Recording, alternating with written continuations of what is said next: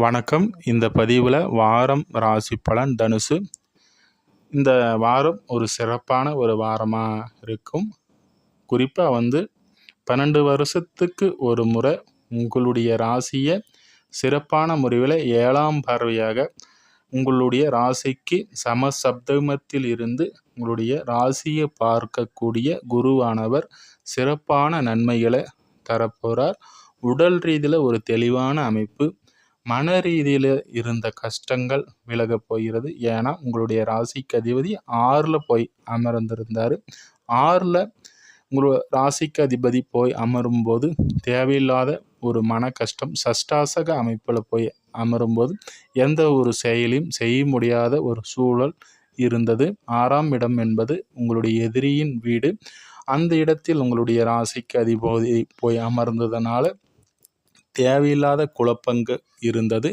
இப்போது 7ஆம் இடத்திற்கு அவர் பெயர்ச்சி அடையக்கூடிய அற்புதமான வாரமாக இந்த வாரம் அமைவதனால இந்த வாரம் உடல் ரீதியிலும் மன அழுத்தங்கள் குறையக்கூடிய, அதே போல தாயின் வழியில் இருந்த கஷ்டங்கள், தாயினால் ஏற்பட்ட கஷ்டங்கள் அனைத்தும் அவர்களுடைய உடல் நலத்தில் இப்போது முன்னேற்றமும் அடையக்கூடிய ஒரு அமைப்பு இப்போது உண்டாக போகிறது. அவருடைய பார்வை இன்னும் சிறப்பான அம்சத்தை தரக்கூடிய அமைப்பு என்பதனால 5ஆம் பார்வையாக லாபஸ்தானத்தை பார்வை செய்கிறாரு. அதனால் உங்களுடைய தொழிலாக இருக்கட்டும், இல்லை வேலையாக இருக்கட்டும், இதில் இருப்பவர்களுக்கு வருமான உயர்வு ஏற்படும். நீண்ட நாளாக இருந்து வந்த மனதில் இருந்த ஒரு நீண்ட நாள் ஆசை நிறைவேறக்கூடிய ஒரு அமைப்பு இப்போது கண்டிப்பாக தனுசு ராசி நண்பர்களுக்கு உண்டாகும். இவருடைய 9ஆம் பார்வையாக 3ஆம் இடம் கும்பத்தை பார்வை செய்யக்கூடிய குரு பகவானானவர் சகோதர வகையில் ஒற்றுமையும், அதே போல் எடுக்கக்கூடிய முயற்சிகள் சாதகமான ஒரு அமைப்பையும் தராரு. அதே போல் ராகு கேது பெயர்ச்சி, ராகு 3ஆம் இடத்தில் அமரும் போது அபரிமிதமான ஒரு அற்புதமான ஒரு விஷயத்தை அவர் செய்கிறாரு. அர்த்தாஷ்டம சனியில் இருந்தாலும் கூட குரு இங்கே பார்வையானது சிறப்பான நன்மைகளை தரக்கூடிய ஒரு அமைப்பு. அதே போல் அர்த்தாஷ்டம சனி அமைப்பில் இருக்கக்கூடிய தனுசு ராசி நண்பர்களுக்கு பெரிய கஷ்டங்கள் எதுவும் இப்போது இருக்க போகிறதில்ல.